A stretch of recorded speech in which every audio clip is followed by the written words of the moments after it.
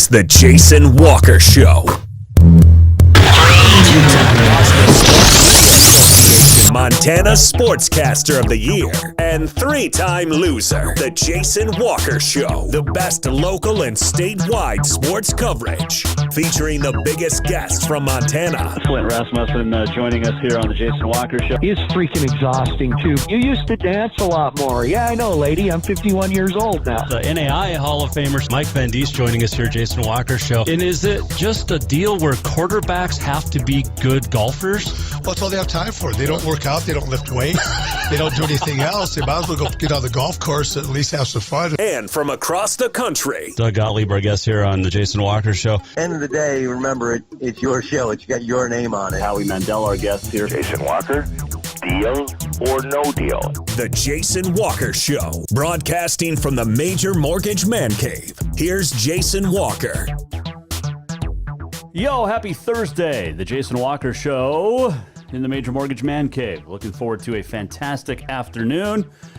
And it's a show you're not going to want to miss for a multitude of reasons. I mean, for one, you should never miss this show anyway. I mean, let's be honest, right?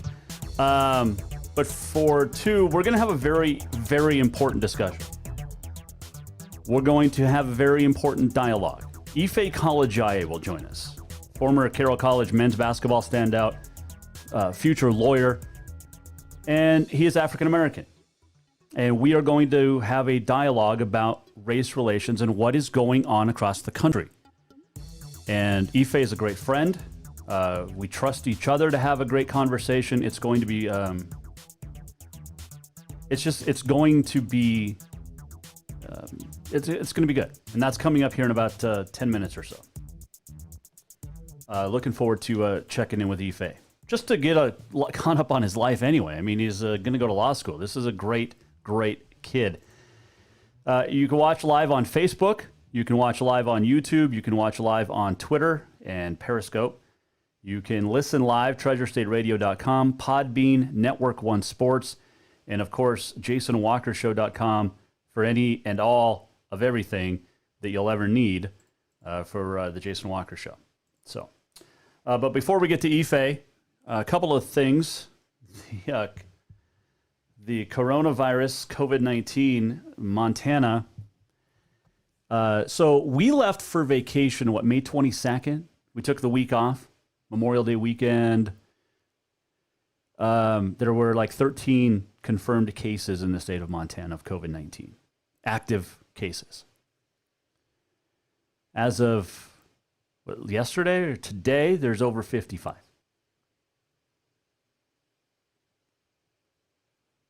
The state opened back up May 4th. It's going to have part to do with it. Phase 1. Phase 2 started this past Monday, 4 days ago. We're going to see more cases, folks. And it's not going to stop. It's only going to get worse. It is funny, however, that nobody's talking COVID right now. I guess funny's not quite the word, but it's interesting, right? Nobody's talking COVID right now. Should we be? Absolutely. We just sent our little one back to daycare after 2.5 months for the sole reason that, a couple reasons. One, we were going to lose our spot, even though we kept paying. But two, it's important for her to have friends and not be cooped up. And yeah, we were doing stuff. Her and I in the mornings, her and my wife in the afternoons, more than just Frozen 2. We talked a lot about that, but that was, mostly a joke. We read, we played, we built things. We did arts and crafts. We went for walks. We went golfing. But she needed her friends. So she's back at school. How long will we keep her back at daycare? 2 cases in Lewis and Clark County confirmed today. Now, one's a case from contact from someone in Idaho, and I think the other is kind of the same thing, contact from someone else.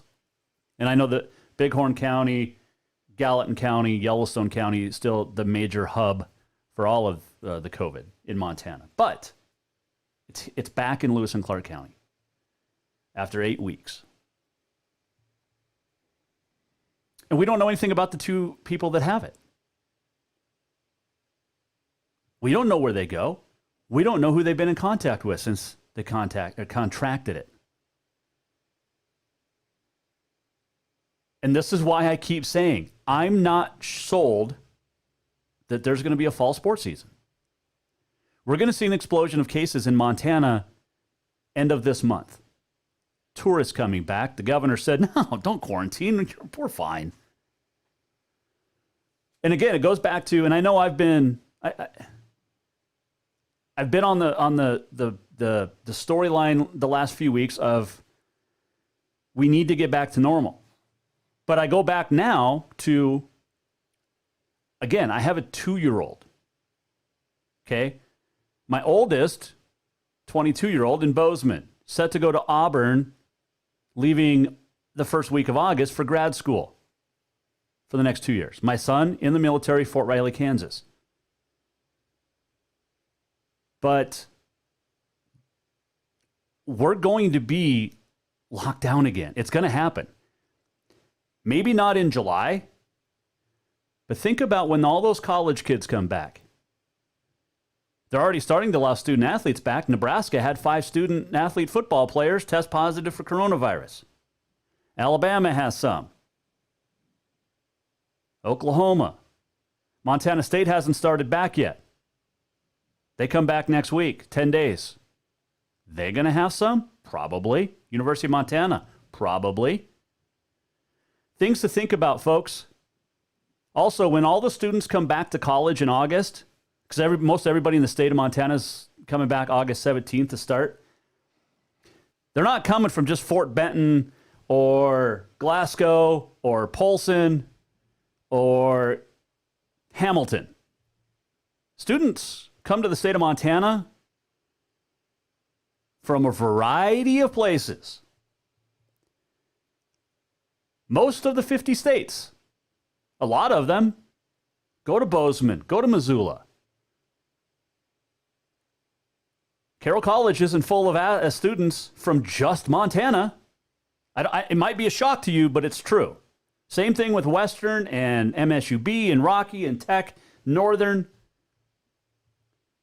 Dawson, Providence, Miles. I mean, we're going to see this. Now, on that same sentence or breath, I will add this. If we are locked down again in September, it not only will be statewide, it'll be nationwide, and it will end in November, depending on who's elected. Mark my words. All right, real quick. Got this email today. NAIA sent this out. Planning for a fall sports season. Planning for a fall sports season. This is what the NAIA office sent out today. They originally had set July 1st as the date they would announce plans for the fall after discussions with many in the institutions and conferences. This is what's going to happen. The Council of Presidents approved the use of a threshold system is what it is for determining return to play. The threshold goal is for about half the participating institution in each sport to receive clearance from local authorities to return to competition before the season can begin. For instance, Tech, Carroll, MSU, UM, none of them can actually do anything until local authorities say it's okay. So, NAI has 95 participating institutions in football. That means about 47 of these programs have to get clearance from authorities to play. Then the NAI football season will be authorized to begin. Okay? Here's your important start dates. For practices, August 15th. So the practice start date for all sports, August 15th. For NAI, here's the competition start dates. Very important for all sports except football in the fall. That means volleyball, cross country, golf, men's and women's soccer, and others. For fall sports only. Ready for this? all sports except football can have competition starting September 5th. That's providing they get 3 weeks of practice prior to competition. When does football start, you ask? Because if football doesn't start, then most of these schools will have to cut sports, which means a lot of these schools in the NAI won't be able to sustain. Football can start competition. Do I have a drum roll? I don't think I do. September 12th. Providing that's 4 weeks of practice prior to competition. I believe Carroll has a bye week September 12th. Here's the other thing. Football can only play 9 games, down from 11. Carroll was only going to play 10. Most Frontier schools usually only play 10. All in league play. Who gets dropped from the schedule?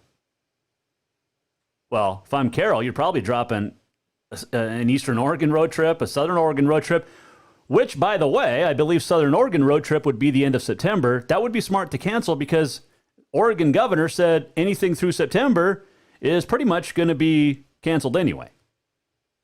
Large gatherings through September. Well, that includes football. Cross country meets down from 8 to 7. Men's and women's soccer games down from 18 to 14. And volleyball down from 28 to 22. This is the NAI. That comes from President and CEO Jim Carr. We'll try to reach out to him, get him on next week. But August 15th, right now, practice can start. If local communities say it's okay, local authorities say it's okay, okay? We'll see. We'll see. I wouldn't hold your breath. Same for high school. Yeah, I wouldn't hold your breath. Anyway, all right, we're going to take a break. We are going to come back and have a very important discussion, okay? This is not something that I was comfortable talking about by myself. So I reached out to a good friend of mine, Ife Kalajai, will join us to talk about race relations and more when we return here on the Jason Walker Show. Have you thought about buying a home and just don't know where to begin? Well, when it comes to one of the most important purchases one can make, we understand it can be frustrating and confusing, but it doesn't have to be. Let the Major Mortgage team help you with all your mortgage needs. Major Mortgage means major service, and we would love the opportunity to help you today. Give J.R. McFadden, NMLS number 1246357, a call today at 406-465-1918, or you can visit him at 2001 11th Avenue, Building A, Suite 3 in Helena. Major Mortgage is a division of AMCAP Mortgage, NMLS number 129122, equal housing lender. Father's Day is coming fast, and what more would that great dad in your life want than a full detail from Auto Concepts? Or maybe he would just prefer a lift kit. It's also camping season, and now is the perfect time to outfit that rig with a winch just in case. Auto Concepts is your home for everything for your vehicle, including updating your car stereo system too. Auto Concepts also has gift certificates for dad or yourself. Visit AutoConceptsHelena.com. Auto Concepts, the auto enhancement professionals.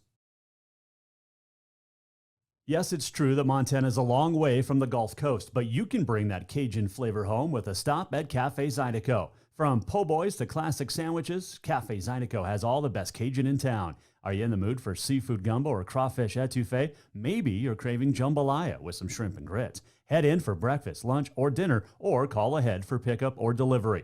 Cafe Zydeco will fix all your southern cravings, even on a chilly Montana day. Cafe Zydeco is a proud sponsor of the Jason Walker Show.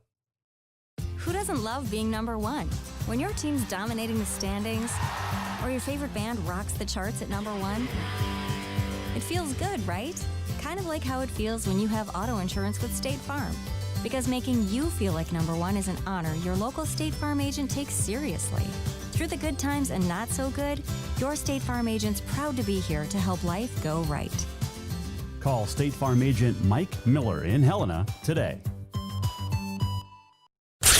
I'm done with this. Thinking about trying something new? The Montana Air National Guard has so many exciting career fields to choose from. many that can open up opportunities in your civilian life. The best part? You'll be getting paid to learn a new trade skill right here at home. What are you waiting for? Let's get you in school and get you paid. Contact Leak Fecto at 406-788-8962. June is anniversary month at Rucker's Furniture, and you won't believe the savings you'll find on the largest selection of home furnishings in Helena. At Rucker's, you'll find sofas, sleepers, recliners, reclining sofas, leather, bedroom, dining room, occasional tables, entertainment consoles, Serta iComfort, the most comfortable beds in town, and more. 12-month financing is available with approved credit on most purchases over $289. Ask for details. For great values on new looks for your home, shop the anniversary sale at Rucker's Furniture, 1010 Dearborn, Helena.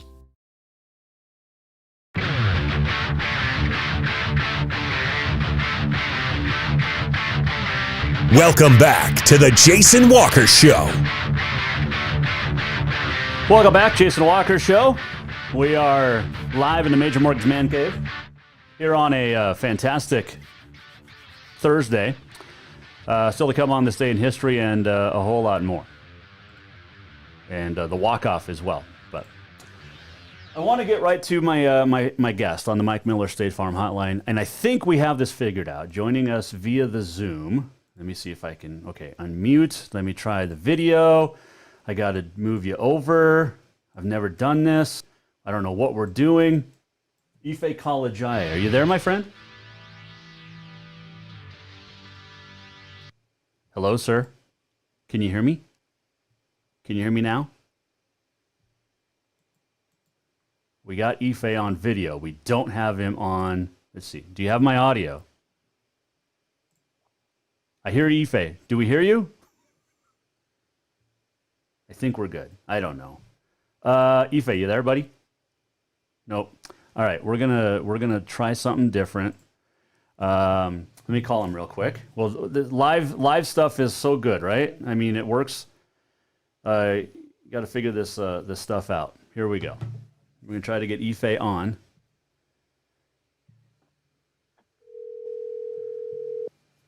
We'll give him a call here. Ife Kalajaya.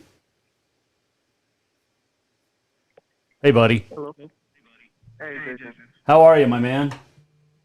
I'm doing. We are. I can't figure out the Zoom, so we're gonna do this through the phone. Sorry, can you say that one more time? I can't figure out Zoom, so we're gonna do this on your phone. Okay, no worries. No worries.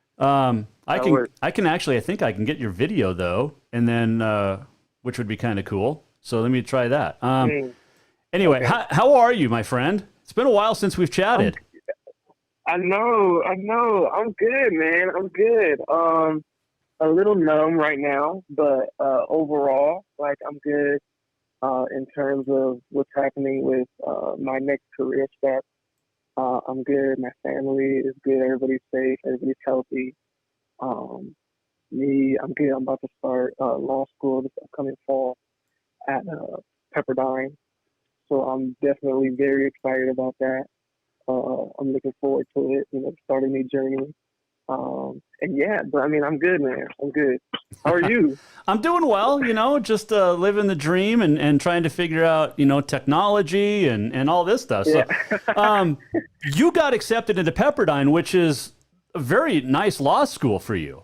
I mean, this is great. So I was very excited. The LSAT was no joke. I don't lie to you. It was a couple months of just grinding on that, But I mean, if you put in the hours, I mean, it thankfully it paid off. I mean, I also won't lie that the Montana snow, it did scar me a little bit. So I am happy about the sunshine. Very cool. When do you start there at Pepperdine? That's going to be August 10th. Okay. August 10th is when launch week begins. That's early. So it's coming. Yeah. It's coming up real soon.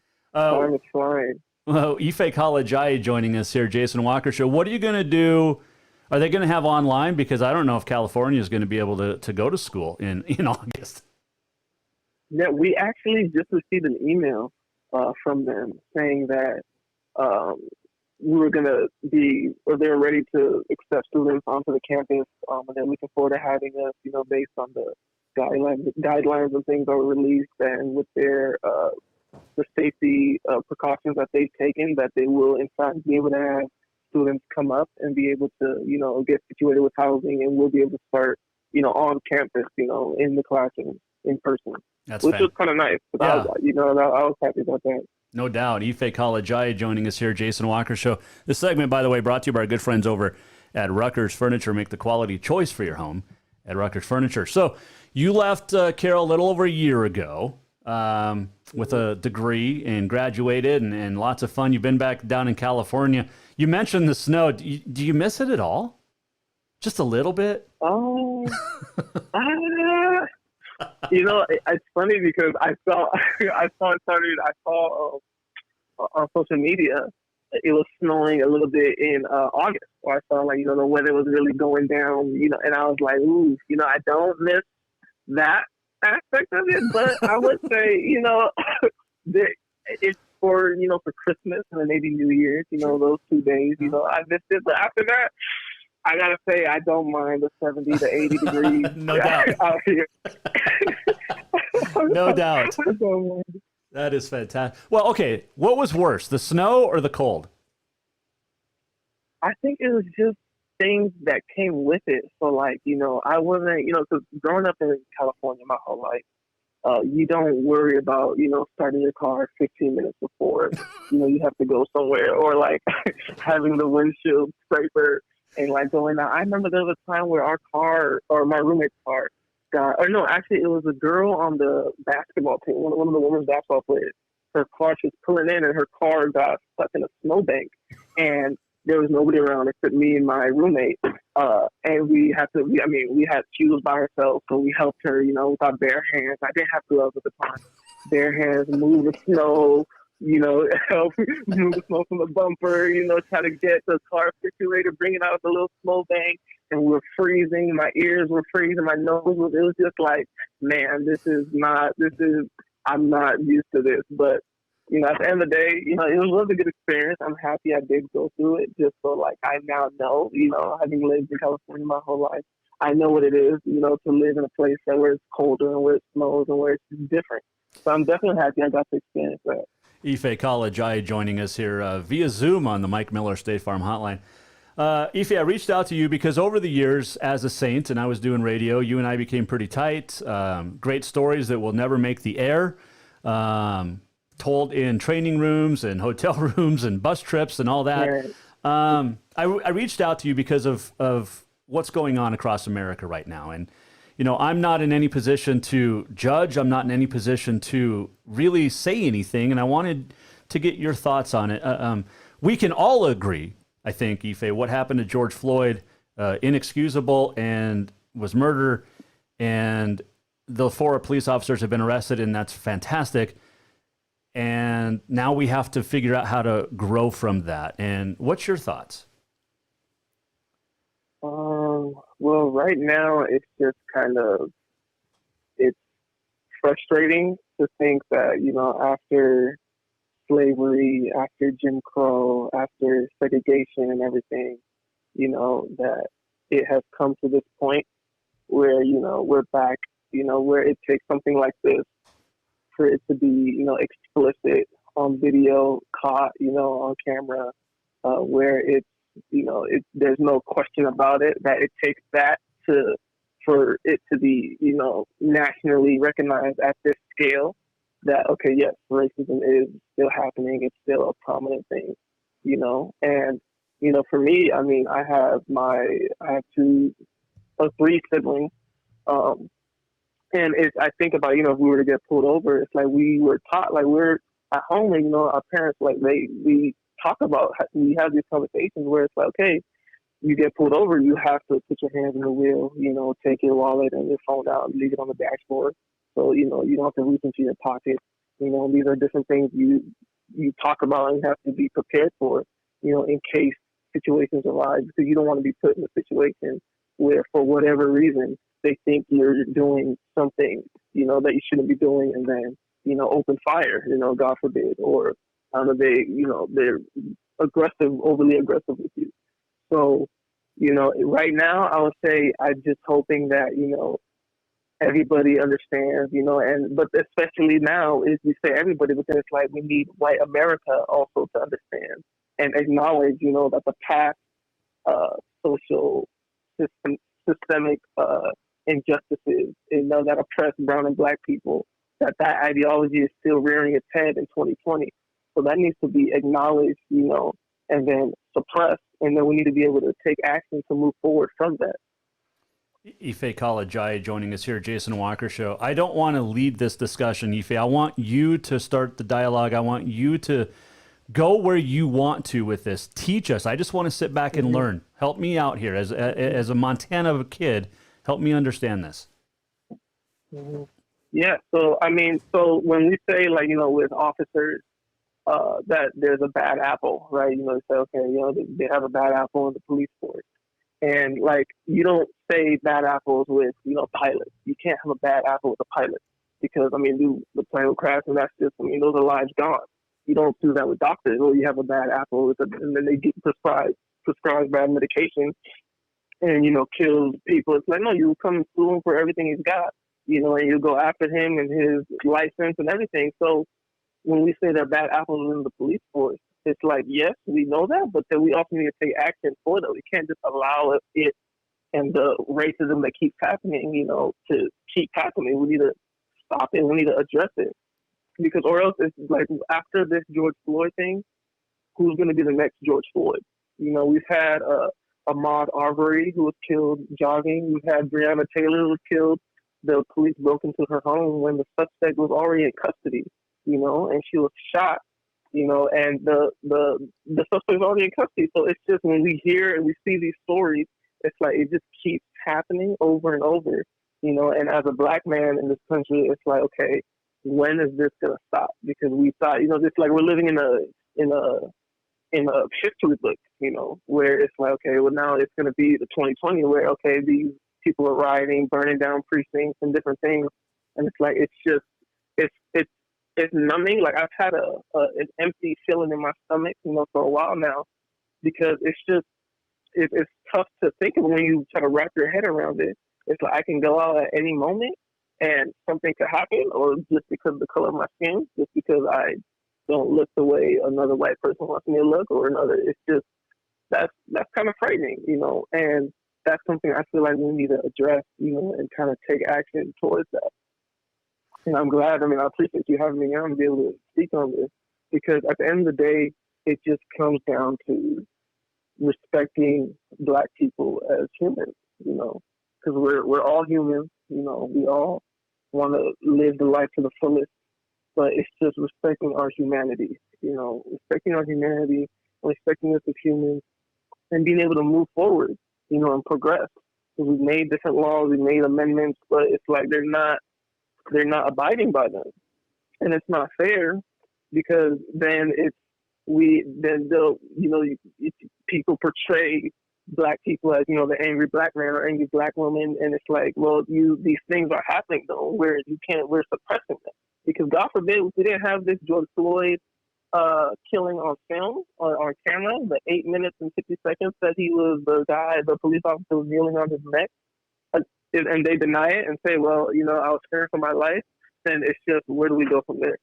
It'll be tough to handle, because then it's, well, the prosecutor now has to go to the police to get the evidence to prosecute the police officers. But it's conflict of interest, because it's the police that you're trying to put their colleagues in jail. So how, eager are they going to be to give that evidence over? And then the unions that represent the police officers are very strong and they do what they can to protect their own. So it's just tough to deal with, as a minority, as a black or brown person, when these things are at play. And it's just like, how much are we going to tolerate? And it's at this point, the meter is pushing to like, no, we're not going to tolerate it anymore. Like, we need to be intolerant of intolerance. That's where this needs to be, and that's where I stand on this issue. We need to be intolerant of intolerance, because we can't do this anymore.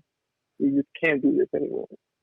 We've seen the Sacramento Kings announcer lost his job this week because he had a conversation on Twitter with DeMarcus Cousins, and DeMarcus Cousins, black, the announcer not, and he said, all lives matter. Why, as a black person, how does that affect you? And how can we change that all lives do matter, but at this moment in time, it's BLM, Black Lives Matter? Because we already know, or it's already a given, that all lives matter. We already know that. So when they say all lives matter, or like we all need to forgive and we all need to, we all need to move forward. It's like, well, no, this is happening though still. So we say, yeah, all lives matter. Yes, we agree with that. Nobody's disputing that. But now when we talk about Black Lives Matter, we need to be able to, why is it that we can't say Black Lives Matter? Yes, we already know all lives matter. That's already a given, just because we're all human and we're all, going through life. So yes, all lives matter. But then why is it a thing when it's Black Lives Matter? Why is it that can't be said? Why can't we just? Why is it so difficult when we're aware of the oppression that happened, with slavery? We know the oppression that happens with segregation. We know that there are issues with education and educating minorities. We know that there are issues with finding high quality places for minorities to live in, but then there aren't that many opportunities outside of school or outside of for recreational opportunities. So why is it a thing where it becomes so difficult to say Black Lives Matter? Why can't we say that? We can say all lives matter, we know that, but why is it so difficult to say Black Lives Matter? It would be my question. Why is it when it comes to that, it can't, it's just a thing where it can't be said? Because I feel like it just shouldn't be said. Or why, I don't know, my question then to that would be why? Why can't Black Lives Matter be said? No, that's well said. And that's, this is the reason I want you on, is to have this dialogue. I have a lot of questions, and, living in Montana, Ife, and you experienced Montana for, 4 or 5 years, but Montana's in a bubble. In a lot of the states up here, Wyoming, North, South Dakota, Montana, it's not California. We're not used to, everything that like you said, you've gone through at an early age. You're taught, look, when you're pulled over, this is what you do, this is what you don't do. We're not used to that, and I don't know. I want to be able to understand it better, and what you go through on a daily basis, Ife. Yeah. So even with that, it's also put your hands on the steering wheel. Lay your hands, we see at all times. Don't raise your voice as a police officer. Don't be aggressive with them. Just do what they say. Listen to them. So it's already we're taught already to be submissive. So then that, on top of that, then it's if that's not working, then what will work? Because we're not going to be aggressive. Okay, then we're going to be submissive. That doesn't work. So what will work? So that's the frustrating part. So to answer your question of what, for me, I remember a story when I was in middle school. We were in social studies. And I remember we were sitting around the table, me and 5 or 6 other people. And she was like, there was a girl across the table. And we're just talking about, what college you want to go to, blah, blah, blah. And I'm like, yeah, I'd love to. I'm trying to hoop in college. And she's like, what? Black people don't go to college. And as I got older, I remembered that, and it kind of registered and sunk in more. And I was like, that's actually crazy that she would say something like that. But at the time, it was just I just kind of blew it out. I was like, oh, whatever. She doesn't know what she's talking about. So it's little things like that will happen, where it's just kind of ingrained in society and ingrained in, in people's way of thinking that, okay, they're not capable of doing this, or they're not worthy of this, or they're not worthy of this treatment or this respect. She didn't say that to any of the other people that were at the table, but it was to me she said that to me. And that's kind of the reality, I was living in and I lived in, and thankfully, it didn't hinder me from going to a great school like Carroll or anything like that, but it's still just something that you have to deal with. People, when you travel and you're in a place, so coming to Montana, there weren't that many Black people in Montana. Mm-hmm. So I knew I had to conduct myself in a manner where it's like if you do anything crazy, you're gonna be, it's like you're the only black person, so you're not representing, black people. So they see you, whatever you do, they're gonna think, oh, well, that's what black people do. So I have to conduct myself in a way that's like, okay, be civilized, which is what I am. I'm civilized, I'm respectful, I try to respect everybody, and I do my best to, have, respectful dialogues with people, but at the same time, it's just kind of understanding that you're not, like, it's not something that you can just take for granted, especially being in a place where it's not that many like you around. So you have to be careful. Like, I was on alert, in Montana, because it's like you just can't be too careful. And that's like the mindset that, black or brown people will have. For me, that's kind of how I had it. It's like, okay, yes, and I will say that my time in Helena was great. People were great. People were nice. People had me over for host family dinners where, everybody, the community was great. You and I are friends. It's like, you know what I mean? So It's not, my time in Helena was great. Don't get me wrong, but I'm just saying that my reality was I'm one of very few black people in Montana, and I'm going to act accordingly. Let me ask you this real quick. It's a two-part question. First question, did you experience racism in your time at Carroll, whether it was in Helena or across the state? And two, did you completely, because of what you just said, did you change who you are as a person when you came to Helena? So there was one specific moment that I do remember when I was getting, we were buying a futon with my roommate and I, and we were about to check out, and the cashier was about a middle-aged woman. I was checking out, and I was paying for the futon, and it's on like a larger cart. So she goes, make sure we're about to leave. So, like, make sure you guys don't steal the cart now. And it's just like, and I remember I looked at her and looked at my roommate and was like, I'm gonna see you in the car before I do something I regret, right? So, and that's just, and like that, because I knew then if I went crazy, and go off there, it's like, oh, well, it's just another example of another angry black man just going crazy in a place that's mostly white people. And it's like, I just had to leave the situation before things got out of hand. So that was like one instance, and that was very early during my time in Helena. But, other than that, there may be a couple comments here and there, but for the most part, my time was fine in Helena. And to answer your second question, I didn't have to change who I was. I was still myself. I was still able to make jokes, be easygoing, talk to people of, different races.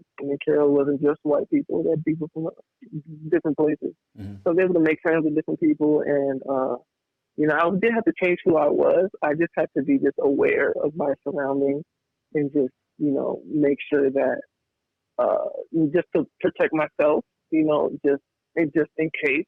You just don't know until you go through it and just find out, okay, what people's motives are and who they are as people, and, what's in their heart, but I didn't have to change who I was. I was just myself, and just was able to hoop, go to a good school, and I had a good time. Ife Kalajai joining us. Can you stick around for another segment? I can, for sure. Okay. Is it true, real quick, before we go to break, is it true that you were called actually the whitest guy on the Saints basketball team? The whitest guy on the Saints basketball team? Because you listened to, like, country music or something. It was something to do with that. I remember it vividly. Hey, I will say I did learn the name of a couple country artists, Jason Aldean and Swan Brothers. Oh, there you go. Oh, man. I want to talk some more about Carroll, but I want to continue this dialogue when we come back. Ife Kalajai joining us on the Mike Miller State Farm Hotline. We'll come right back. That segment brought to you by our friends at Ruckers Furniture. Hang on, Ife.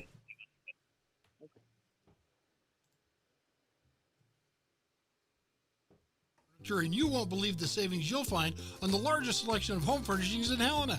At Ruckers, you'll find sofas, sleepers, recliners, reclining sofas, leather, bedroom, dining room, occasional tables, entertainment consoles, Serta Eye Comfort, the most comfortable beds in town, and more. 12-month financing is available with approved credit. On most purchases over $299. Ask for details. For great values on new looks for your home, shop the anniversary sale at Rutgers Furniture, 1010 Dearborn, Helena. You know, because there's a difference between protesting and rioting. Father's Day is coming fast, and what more would that great dad in your life want than a full detail from Auto Concepts? Or maybe he would just prefer a lift kit. It's also camping season, and now is the perfect time to outfit that rig with a winch just in case.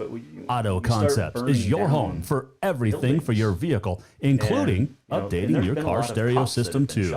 Auto Concepts also has gift certificates for dad or yourself. Visit AutoConceptsHelena.com. Auto Concepts, I just want to make sure the auto enhancement we're okay to chat professionals. about stuff like that.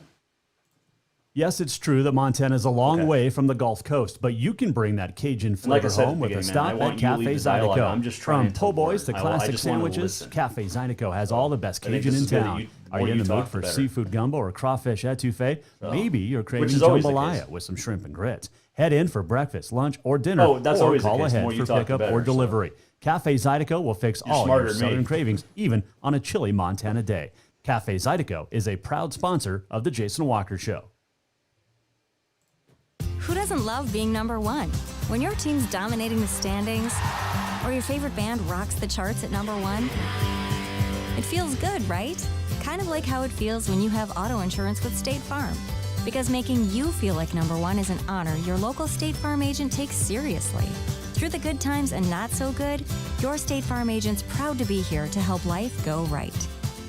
Call State Farm agent Mike Miller in Helena today. Dinner's Done Right is open and ready for you to stop in and stock up for the summer. How does a Big Sky flank steak sound? Or a sage roasted pork loin? June's menu also includes a Parmesan tilapia and a variety of fantastic chicken cuisines and more. And if that's not enough, Dinner's Done Right's Grab and Go Soup, Salad, and Nacho Bar is back as well, with one exception. The delightful staff now will make it for you. And don't forget deliveries to Bozeman and Great Falls on select days. Stop in at 1212 Cedar Street in Helena or visit dinnersdoneright.com.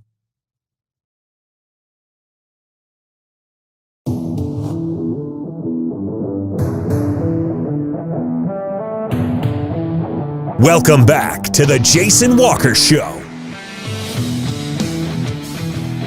The wonders of technology. Yeah.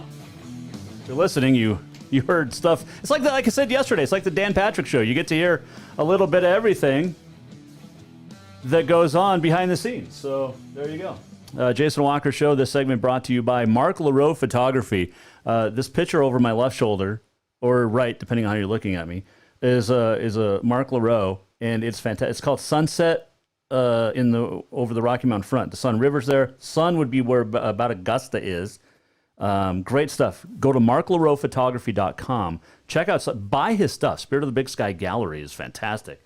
But it is a fantastic photo play. And not to mention, he does landscapes and equine and ranch work and rodeos. He can do your senior portraits too. Family portraits as well. So get a hold of marklaroephotography.com. All right, I want to continue the conversation with Ife College IA. I think I got you. You still there? Yes, I'm still here. Okay, good. Ife joining us via the Mike Miller State Farm hotline. And Ife, we were talking during the break, and some people heard this. Like I said, I want you to continue the dialogue, and I just want to listen. I don't know, I have a lot of questions, and one of them is, are you okay with the protesting that's going on? And with the right, there's a difference between, or is there a difference between protesting and rioting and what's going on the last week across the United States? So first, I would want to start with saying that, people are protesting and rioting, but we do need to, acknowledge what is making them protest and riot, right? And it is what's happened recently and then over the years. So first and foremost. And then, so with rioting and looting, right, I don't think that is the best way to express how you feel in terms of looting or in terms of burning down buildings. I mean, my parents are pastors, and people came to burn down the church, over this killing. It would be devastating. So, but I do think protesting, peaceful protesting, saying, you can do chants, you're saying your piece, but protesting is okay. And I think that they shouldn't be attacked by the police, or the police shouldn't be, aggressive with the protesters, because, we know what they're doing it for, and it's against police brutality, and it's for social justice and equality. And that's like kind of where I see it, because it's, when you have a few bad apples, to bring it back to a few bad apples, it's like it messes up the whole, and this is where we are now. It comes back to this. So like we've been down this road, and it comes down to, okay, yes, you say, people shouldn't loot, or they shouldn't burn, or they shouldn't protest. They're protesting too much. There's too many people in the streets. They have the curfew. But at the same time, it's like, why are they doing this? There's a reason, because people don't do that and go to this extreme unless it's something that's burning them on the inside. And it's a George Floyd killing. When you see that, that will make you do things that are unimaginable. Because you see that, and what if it's your brother? What if it's your uncle or your dad? And that gets, if you would, burning down a building would be, you can do that in a snap of a finger. So I think we do have to just acknowledge, okay, the reason why it's going to these lengths is because what's happening is just, we're in a dire situation right now. It's dire, and it brings about, feelings that you can't even be explained. Like, you just can't explain it when you're seen as inferior not because of who you are, or what you've done, or what. It's just on the color of your skin, the body that you have, and that's where that comes down to, Ife Kalajai joining us here, Jason Walker Show. Cops have been shot, and during these protests. That's not accomplishing anything. And George Floyd, and we said this at the beginning, and I completely agree. I completely mean this when I say it's murder. It was absolutely terrible. Should have never happened. But I know there's anger, but I'd rather a building be burned down than cops getting shot. That has to not sit well with you either, right? Because no matter what, anybody dying is bad. I agree, definitely. Like, it shouldn't come down, like, killing the cops because George Floyd was killed shouldn't be the answer. As angry as we are, as angry as, as understandably angry as one would be, after this, killing the cops isn't the right solution. Killing anybody, taking a life, rather than just, but then the question is then, okay, you don't kill, and again, I just want to make it clear that I'm not condoning the killing of the cops, right. But if we were to take them to, or allow the justice system to do what it's done over the past years, what history has shown, we look at the track record, the cops will kill George Floyd and then we'll go free, because they'll say, well, let's get their life, and then we'll be tough to prosecute them. So that's where, because they don't trust the justice system, that's where, that killing of the cops comes in. But it's wrong to kill the cops. They shouldn't kill the cops. You do, you have to trust the justice system to try to get it done. But the justice system won't. So that's where the dichotomy is. Mm-hmm. How do we make change happen, Ife? As a society, not black, not white, not anything. As a society as a whole, as America as a whole, how can we be better and make change happen? I think it's educating ourselves, and knowing the history and why these things are in place and how they got in place. So knowing, remember the Titans is a movie that people, it's crazy to think, but it's a movie that, people, we need to watch now. Because, and you would think that, we're passing, people have seen it, we understand, okay, black and white doesn't matter, you get along, you work towards a common goal where everything's good, but it's not. So I think it's just educating. We need to educate ourselves on how it is that, where this ideology comes from of, black people, brown people being inferior, and it's from the days of slavery, it's from the segregation, it's from, the Jim Crow. So education, I think, is very important with that. And then being able to change legislation, I think, would be the next step, with police brutality, with housing discrimination, wages, opportunities in low-income neighborhoods, to be able to do things, besides being in gangs or being involved in drugs. But a lot of them just don't have that opportunity. So I think it's educating, and then looking at legislation to see, okay, what can be, enacted to help, steer this in the right direction and to, bring about the progress that we want. Because anger and to keep rioting and keep burning things down and to keep shooting, it's not going to get the job done. We'll be here again, in 2 months, another killing happens, and then we'll be here again having the same conversations, and it'll be the same thing. And that's the biggest fear for a lot of black people. It's how much longer is this going to happen? Because we thought we were past it. So how much longer is it going to happen? And we want that change, but I think it comes to educating, right? We educate ourselves, understand, okay, what it is, how this comes about, why, this system is in place. And then we need to acknowledge it. Everybody, black, white, everybody needs to acknowledge it. And then take action to improve on it. What would you say right now to, as a white person, what would you say to me to really understand the anger built up inside over the years and how I can be better to you? And take out the fact that we're already friends. Yeah. It would be you willing to stand up again. So not just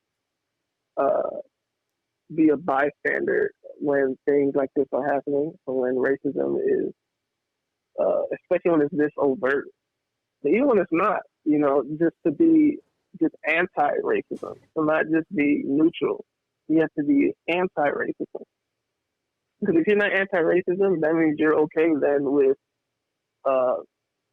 things happening that shouldn't happen to blacks, or for if white people think black people are inferior, then there's certain things that will happen where it'll just be like, well, I mean, I guess I just it happens. Oh well, it's not my issue. It's not my problem. So it's for you. It would be, I would say, for you, it's I would hope that you would be anti-racism and speak out against it and be like, no, this is wrong. White people, we need to acknowledge that this is something that has been, ingrained in our line of thinking, and we need to change it. I had a friend who was texting me today, and he had put on his story just, different anti-racism quotes and different just showing what's happening. And then one of his white friends put, "I'm muting you now because of your racist dialogue." And he sent me the screenshot, and I was like, this is crazy. He's mad for you, being anti-racism. Right. But which that just shows that it's still happening and it's still out there. So thankfully, my friend, he was supportive, was like, hey, bro, I got you 100%. But the fact that that's still happening means, or that happened, just shows that it's just white people are still out there and think that black people are inferior. They still believe that. They do believe that. So I would want you, as my friend, to be like, look, racism is happening, acknowledge it, and then two, it's wrong. And we should, it should stop. Whether it's police brutality, whether it's, people looking for jobs, black people looking for jobs, whether it's black people looking for houses, whatever the case may be, it just be anti-racist.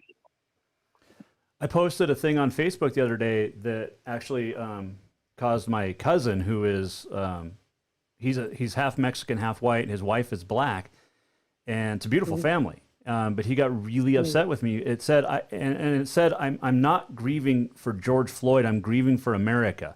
Is that racist? I think so. You put I'm grieving for America, not George Floyd. Yeah, well, it said it was a whole meme, and you can find it on my Facebook. And I didn't think it was racist, but it said, "Look, I'm not just grieving for George Floyd, which I can do, but I can also grieve for the country as a whole." Is that racist? I mean, I wouldn't say that's racist, but it's not. I could for me, just hearing that now, it's almost like. It's almost like it's not side, but it's like almost like sidestepping, or not sidestepping, but it's like not addressing that George Floyd issue straight on. Gotcha. So it's not racist, but it's just like, we hear that, it's like, hey, if you had said, okay, George Floyd, boom, grieving for George Floyd, then a separate one, grieving for America. So then it's like, okay, hey, I know how you stand on George Floyd, then I know how you stand on America. Just so we have it clear. I gotcha. For me, that's how I kind of see that. I understand. But I wouldn't say that's racist and I know you, so I would say, okay, no, I understand what you mean. But that's kind of how I could see others perceiving that. I gotcha. Ife Kalajai joining us. A few final questions, because I know you're a busy dude, but you're also very smart because you're going to Pepperdine Law School. Can you use, law school's going to take, 4 more years? 3 more. I'm actually hoping to do it in a little bit less, but typically about 3 years. Okay, so, and then what's the goal for that, to use your law degree? What side? So criminal defense, or? So I do want to be able to help Black people that have been in the underrepresented community. That's something that is really big for me. That's something I think I'll be able to accomplish with this law degree. In terms of different issues I've mentioned before, with housing, criminal defense,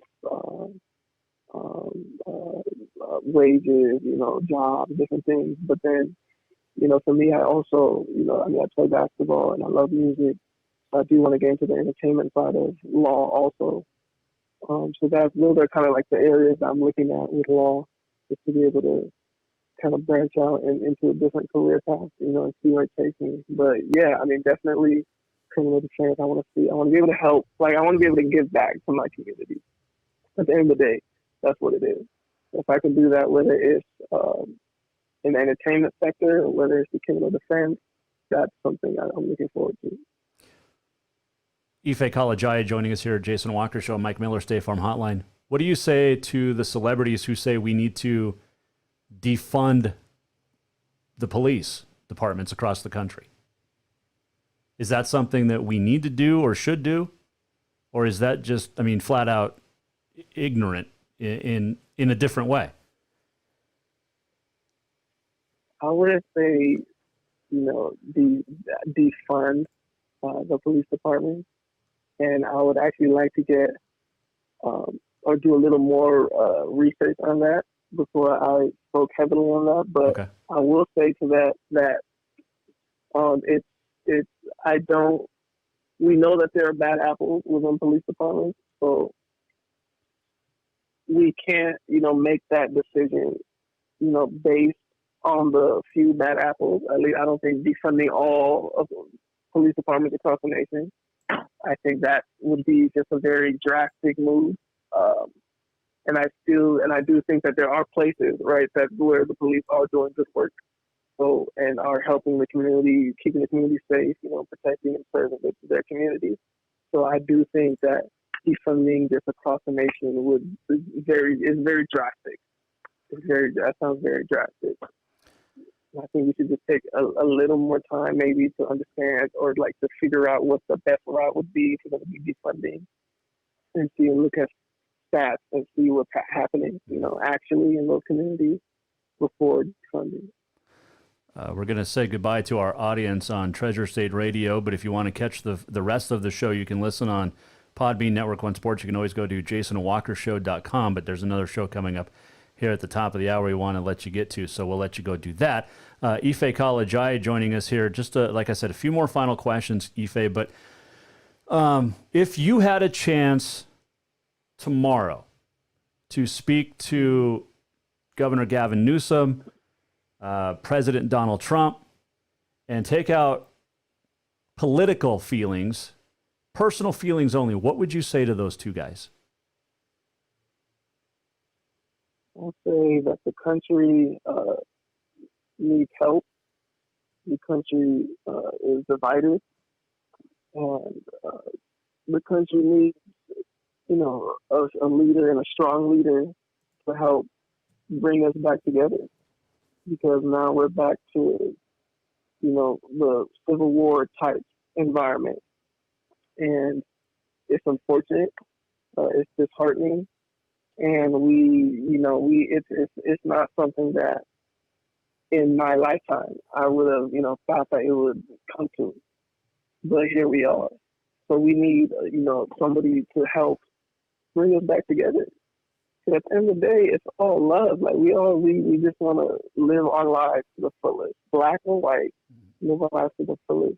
Enjoy time with our families, do the things we love to do, and then move on to the next stage.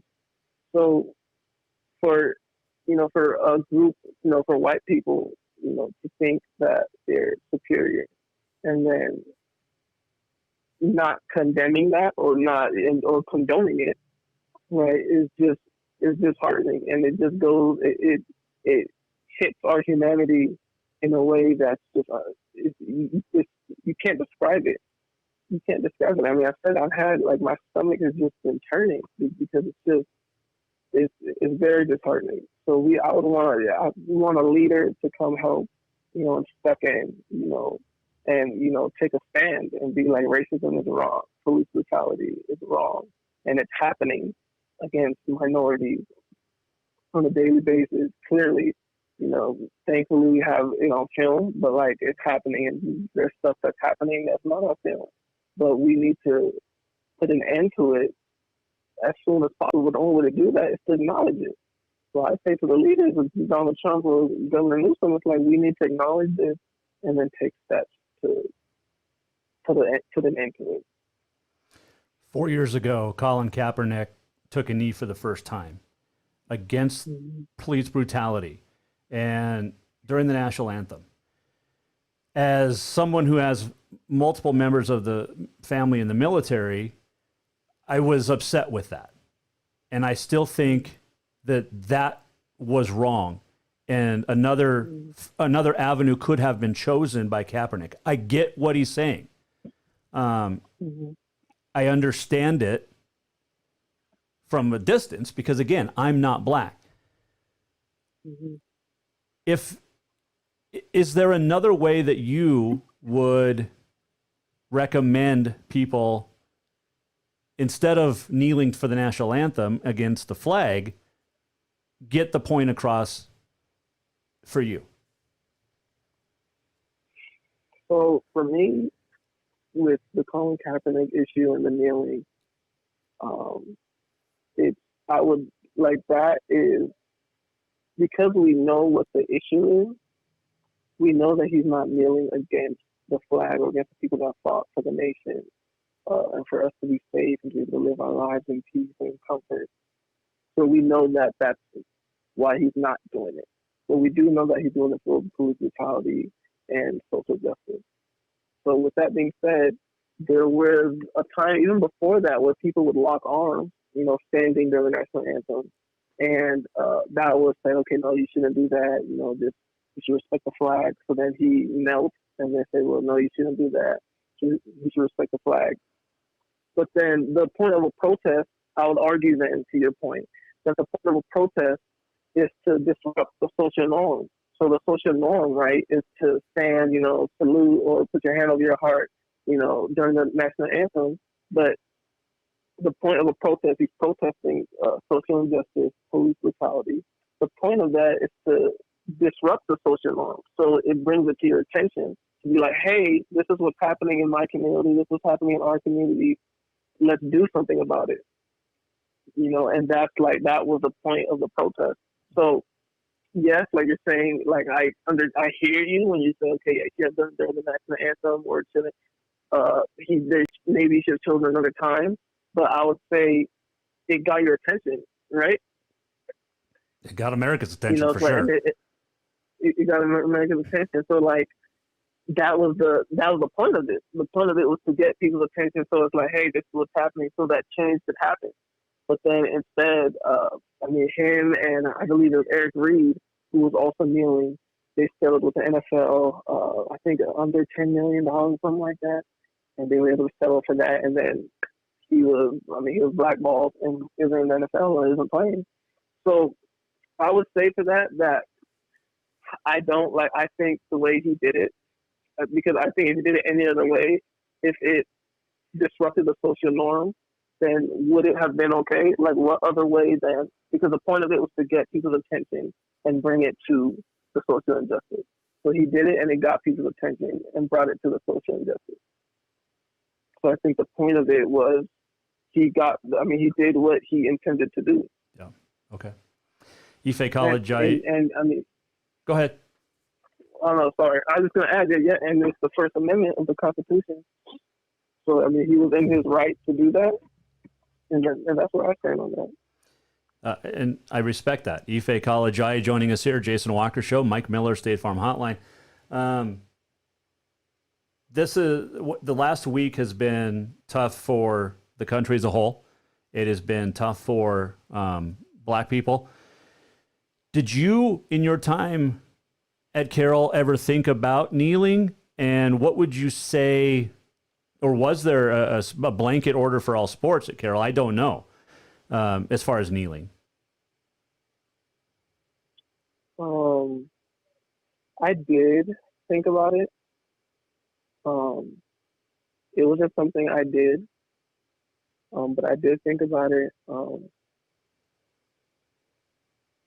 I personally didn't feel like it was something that, I was going to do. Like it was something he was doing. Everybody was seeing it. Me personally, I saw that. I was like, hey, I love what he's doing. But for me at Carroll, I'd never kneeled, and it just wasn't something that I was going to do, really. Was it discussed as a team? It wasn't discussed. We didn't talk about. We talked about Carroll, or we talked about Colin Kaepernick doing that, or like we had that discussion. But like it wasn't discussed of like, oh, you shouldn't kneel or you should kneel. It wasn't ever.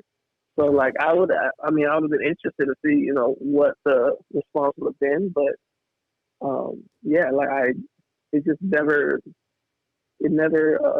it didn't come to the point where I felt like I needed to kneel. What would you say to college student athletes that are Black, going to play in Montana or any state where there's not a lot of African American community, as far as what to expect? And what would you say to the coaching staff then, because of what's happening right now, about how to handle the situation as a team? Mm-hmm.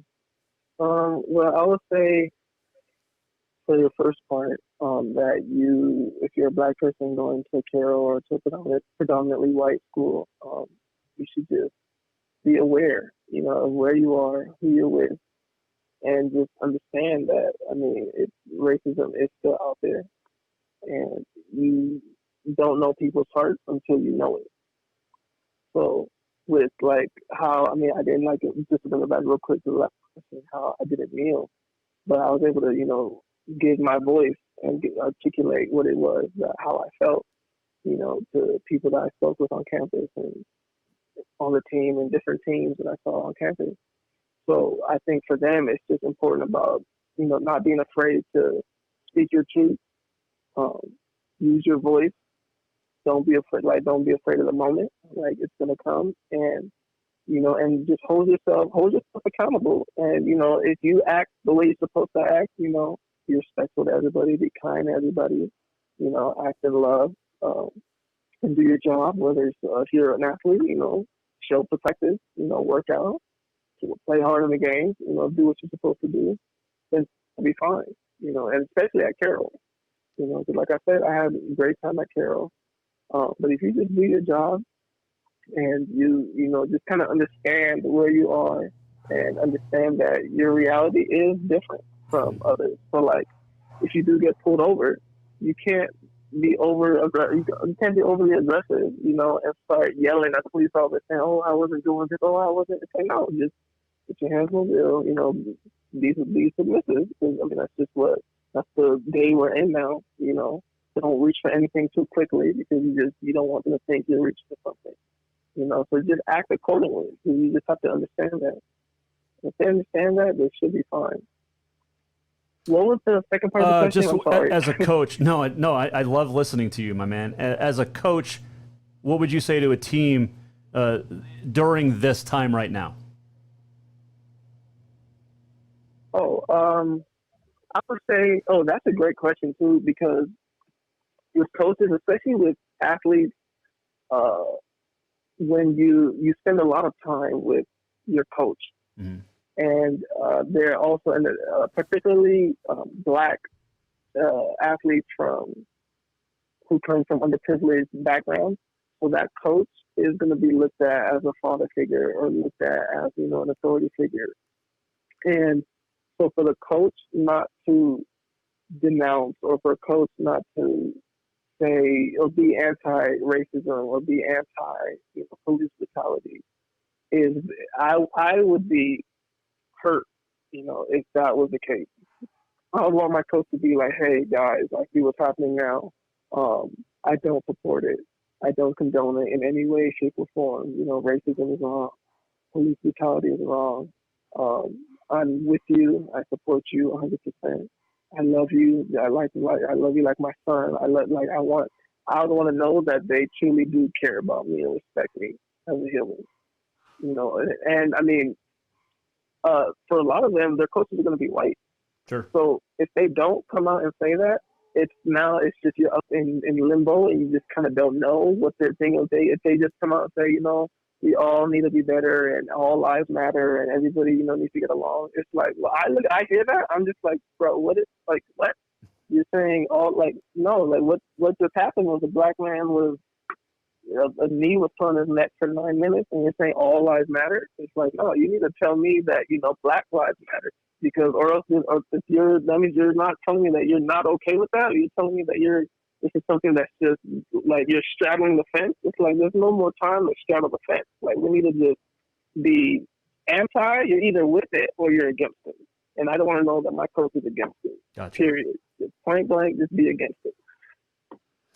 That is perfect. Ife College joining us here, Mike Miller, State Farm Hotline. All right, a couple final fun ones to let you go. Before I ask this, are you happy with the dialogue today? And is there anything you want to add? No, I'm very happy with the dialogue. Like you're able to, you listen. Like you ask the right questions. You ask good questions. You understand where I'm coming from, and I appreciate that for sure. And it's been fun. It's been fun. I'd give you a hug if I could, but I can't hug you through a camera. Like 2,000 miles away. You got this Zoom technology. I'm good, but I'm not that good, my friend. Hey, do you care if the NBA comes back for this season? I do. I'm very excited. I saw that the NBA I think they're supposed to come out with a decision tomorrow. It's something like that, sure. Yeah. So I'm excited. I think it will help, just kind of relieve tensions a little bit. And I mean, I'm a basketball junkie, so you tell me basketball's coming back, I'm with it 100%. I'm real happy. Plus, you're a Are Lakers. you happy about that? Plus, you're a Lakers fan, right? So. Yeah, exactly. Lakers in 4. Hey, I'm a Lakers fan too. I go way back to like the early '80s as a fan. But I'm not a LeBron guy, so I'm kind of torn. I'm like Coach Rochelle Sayers on the women's side at Carroll. She's not a LeBron guy, but she's a Lakers fan. Stanley, what do you have against LeBron? LeBron's about to bring a chip to your team, and you don't like him? No, it goes way, and it's not that I don't like him. He's an unbelievable talent. He's transformative to the NBA. Like Jordan, he changed the game, and Kobe. But he just, they anointed him, self-anointed him king before he'd won anything. Ife, you can't do that. Come on. But I mean, just look at what the guy's putting forth. I know. Look at him putting forth. He's a heck of a talent. I love the guy. And he's in LA. I mean, I have to. Well, yeah, yeah. All right. Do you remember the bus trip coming back from Lewis Clark State in Lewiston, and we stayed in St. Regis? Yes. Were you one of the six that were walking around town? You know, we're not going to get in any trouble. I'm not going to say anything. You guys were just hanging out outside the hotel, walking around town of St. Regis. It's a beautiful town. Why not, right? I was out there. Beautiful town. I think we're probably just going to get some water to hydrate. Yep. For the chip magnum, make sure that people aren't cramping. Yep. Speaking of, what was that stuff you took in the hotel room that the trainer had? It was almost like an energy drink, but it was to prevent crapping. But it was spicy. Do you remember that? What? Oh my! It was. It hurt my stomach. Hot shot. I think it had like a shot of ginger in it too. Man, it was something. Woo! It's like Tabasco. Yeah, that thing was crazy. They put like spicy peppers. It worked. Yeah, because you had cramping issues. So. Yeah, no, it was bad. I had to like hydrate extra, and I think it started my junior year of high school where I realized, I have to like really hydrate and like stretch before, because I tore my groin my senior year of high school. So, well, it's better to pull your own groin. Right. But that was just kind of, I knew then, okay, this is just something you have to, take kind of seriously. And, thankfully Carson, he did some research, and got that drink, that spicy Tabasco ginger drink. Hey, have you ever met a coach so into research and science as Carson Cunningham was, or is? I don't think I have. I haven't had a coach like that. Like, he was very, he's one of a kind. Oh, that's a good way to say it.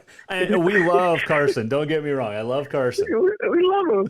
We love him. No, he's one of a kind. He cares so much. Yep. Which is one thing I did like. I love that about him. That he cared so much and was willing to do anything, to try to win and put his team in a good position to win. And I was like, you know what, this dude, he obviously, like, he's just as upset as I am, when we lose. So that's all. I mean, I would want to coach that. Yep. Who wants to, go to battle for you.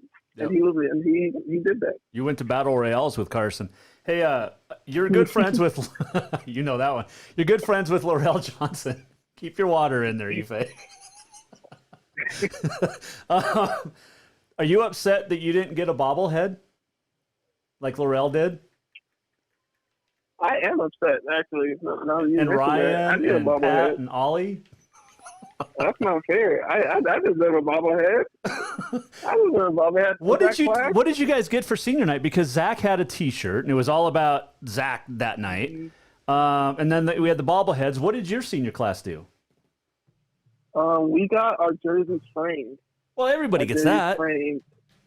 Yeah, and then we got a letter from the team. But that was what we got. We just got our jerseys framed, and then we took that back. We didn't have bobblehead. We didn't have the T-shirt. See, but I don't know. Did they get their jerseys framed too? I think they all did. Yeah. Oh, they all did. Yeah, I think so. Yeah. You stay in touch. Yeah. You stay in touch with Laurel. You stay in touch with anybody else like Ryan or Pat and Ollie and Zach and those guys? Yeah, we have a big group chat where we we throw some things in there and we go back and forth. And we're actually looking to meet up this July, a group of them. about maybe 6 or 7 are coming down to LA. So nice. that would be nice to kind of do a little reunion, get together, chop it up for a little bit, you know, and just kind of catch up. Catch up. Yep. It's been a minute since I've seen some of those guys. Was it since maybe Ollie's wedding? Did you go to Ollie's wedding? I wasn't able to because I was actually on study abroad in Singapore. Oh, that's So right. I didn't. I missed it. I was hurt, but I missed that. Yeah, but you were in Singapore, man. Come on. They got like awesome.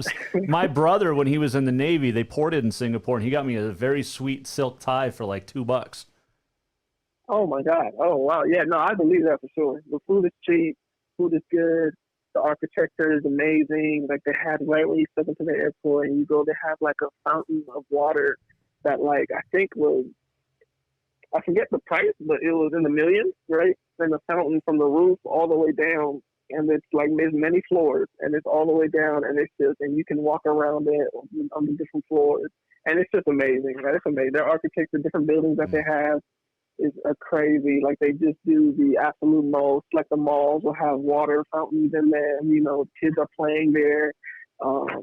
The food is good. Food is cheap. It's really humid out there, though. Like you got to be ready to sweat. You're gonna go out there. I like, it's really humid. There you go. All right. So if I come down to LA, I've never been to Pepperdine. One of my all-time favorite players, Shan Furch from Livingston, and then he played at Montana State, finished his career at Pepperdine. Jim Herrick, who was a great coach at Pepperdine, and then UCLA and Georgia. So if I come down, I want to hang out. Because you overlook you're right on the beach, right? Can I just hang out on the beach while you're in class? No, definitely. Come with the tank top and shorts. That's an easy call. With the what popping shorts? We'll do that. A tank top? Oh, a tank top and shorts. I think these are like chest popping shorts. Hey, I got my quarantine 10 going on right now, my friends. I love it. I love it. My COVID 15. Hey, I appreciate the come when we can catch a game. Yeah, I would love to go to a Lakers game. Just because I want to see. They still have the Laker girls, right? They better. Well, I don't. Well, it'd have to be next year. It'd have to be next year because they're going to all play in Orlando, and we're not no fans and all that. But oh, that's true. Yeah, Dang, yeah. True. So we'll have to wait till next year. Hey, let me get your thoughts real quick on Kobe because I know you're a huge Kobe fan. I love Kobe, and that was sad, super sad. Yeah, no, I was an emotional wreck, you know, for almost a week, where it was just like, man, this guy, because that's my childhood hero growing up since '96. It's like we grew up with the Lakers. I only knew the Lakers with Kobe. Yeah. So it was that, and then seeing that or hearing that, I remember my friend came to me and showed me the TMZ webpage of it, and I was like, "You're like, don't play with me, like, watch out, like, it's not funny." And he was like, "Dude, I'm serious." And I was like, "What?" And I just slumped to my knees, and it was just in shock. It was just like, man, like, this is my guy. I remember watching him hit the buzzer, get like 6 straight buzzer beaters one season against like Milwaukee, Toronto, the Kings. I was like, this is like, I love this guy. He gave his all every single time, and he's somebody too where, for what he did, he just put everything on the table, and you knew, okay, this guy, if they lose, it's like, okay, well, Kobe did what he could. He gave 110%. And that's like what I kind of just try to emulate in that, look, everything I do, you give 110% where nobody can say, he said he didn't give his best. He didn't try his hardest. He didn't do what he could. I want him to be not. He did everything he could have done in his power. And I let the chips fall where they may. So that's like one thing I did try to take from Kobe, the Mamba mentality. Yeah. Well, you dealt with it very well, and it was super fun to call your entire career 3-Fay. 3-Fay College. Yes, sir. I just wish we. Okay, who had more? Okay, what's higher, Matt Wyman's dunks or your 3-pointers? Who had more? I'm gonna say my threes. Cause I know I early on, I don't think Matt was dunking like that. Like, he was dunking, but it wasn't like that. Like, later he got some dunks, like he started dunking more consistently. But I'm gonna go. I gotta go with my threes. I gotta go with my threes. Well, it's Ife Kalajai, man. Come on. Hey, I really, really appreciate you joining us today and sticking for the full hour plus. It's opened my eyes to a lot of things, and I appreciate that. I appreciate you. I appreciate you too, man. Thanks for having me on. It was a pleasure. I love chopping it up with you. It's been a while, so it's good to kind of just hear your voice and, have this good conversation. You're welcome anytime. Anytime something's on your mind, just shoot me a text. We'll get you on the air. If you want to talk about, the Lakers, or you want to talk about the racial injustice and keep going, whatever you want to talk about, man, just shoot me a text. We'll get you on the air anytime. For sure. Thank you. Hey, Thank say you. hi to your family. Miss them. Miss them. And I will. Yeah. I will. That was some of my favorite parts, was getting to know your guys' families from those teams. Man, I still remember when my mom first saw you in the gym. I still remember. You're the voice. Taking me back. I've listened to you. No, it's great. Give your mom a big hug from me, will you? No, I will. Most definitely. All right, my man. I will chat with you soon, and thanks again for coming on. We'll talk to you soon. All right, now talk to you soon. Take care. Yep, that's Ife Kalajaye joining us on the Mike Miller State Farm Hotline. Appreciate Ife being a part of an important discussion, and like I said, it opened my eyes to a few things. So I appreciate Ife joining us. Segment brought to you by Mark LaRoe Photography. Visit marklaroephotography.com. Get all your senior portrait stuff booked, your family portraits. Or if you want to order something great, go online. You can go to his gallery and check it out. It is Spirit of the Big Sky Gallery, and it's on Custer and Helena. Unbelievable stuff. All right, on this day in history, brought to you by the Motherlode Sports Bar, Casino, and Restaurant. And today is June the 4th. It is National Cheese Day. It is National Cognac Day, Safe Day, and Hug Your Cat Day. Nope. 1896, on this date, Henry Ford took his first Ford through the streets of Detroit. 1927, at the first Ryder Cup, Worcester Golf or Country Club, the U.S. beat Great Britain 9.5 to 2.5. 1964, Sandy Koufax's third no-hitter. 68, Don Drysdale, sixth straight shutout, en route to his 58 innings consecutive, which is now broke. Let's see, 92, United States Postal Service announced young Elvis beat out Fat Elvis for the stamp. And happy birthday today, Bruce Dern, 1936. He was the bad dude that killed John Wayne and the Cowboys. To this day, my mom will not watch anything with Bruce Dern in it. Let's see, 1798, Giacomo Casanova died. Yes, that Casanova. 2010, John Wooden passed away at the age of 99.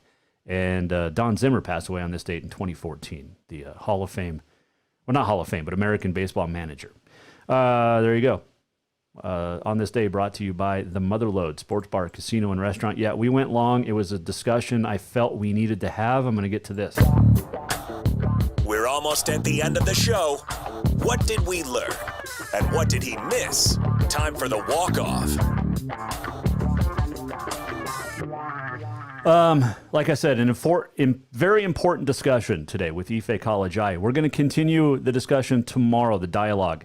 Former Providence coach Anthony Owens will join us. He was actually he was the coach when they were still the University of Great Falls.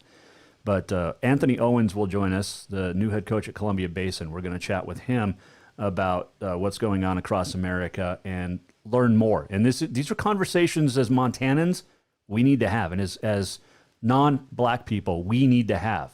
And we can't have them, you and I. But to have guys like Ife Kalajaye and Coach Owens share their story and share how we can be better, that's what we need to do. So Coach Owens will join us tomorrow at 4. Special thanks to Ife Kalajaye. Love it. Walk Off brought to you by Cafe Zydeco, the best Cajun this side of Louisiana. Make sure you stop by 625 Euclid. We'll do it again tomorrow with Anthony Owens. Take care. See you at 4. The Jason Walker Show is produced by the Jason Walker Media Company. Any reuse, rebroadcast, or retransmission without the express written consent of the Jason Walker Show is strictly prohibited. Just listen, watch, and enjoy.